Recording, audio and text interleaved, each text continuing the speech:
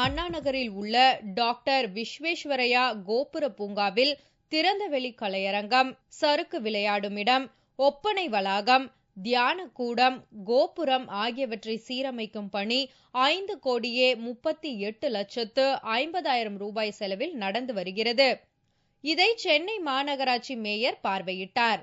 அண்ணாதுரை காலத்தில் கட்டப்பட்ட இந்த பூங்காவை விரைவில் சீரமைத்து 1 மாத காலத்திற்குள் பொதுமக்களின் சேவைக்கு திறந்து வைக்கப்படும் என்று மேயர் தெரிவித்தார். 1968ஆம் ஆண்டு பேரறிஞர் பெருந்தகை அண்ணா அவர்களால் திறந்து வைக்கப்பட்ட பூங்கா இந்த டாக்டர் விஸ்வேஸ்வரய்யா கோபுர பூங்கா.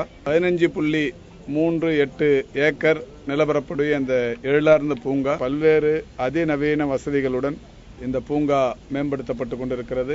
இதற்கான செலவு 5,38,50,000. இன்னும் 1 மாத காலத்திற்குள் இது திறந்து வைக்கப்பட்டு பொதுமக்களின் பயன்பாட்டிற்கு விடப்படும்.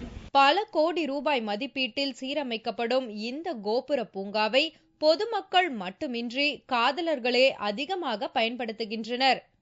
பல அடி உயரத்தில் கட்டப்பட்ட கோபுரம் விரக்தி அடைந்த காதலர்களுக்கு சூசைட் பாயிண்டாக சில சமயங்களில் மாறிவிடுகிறது.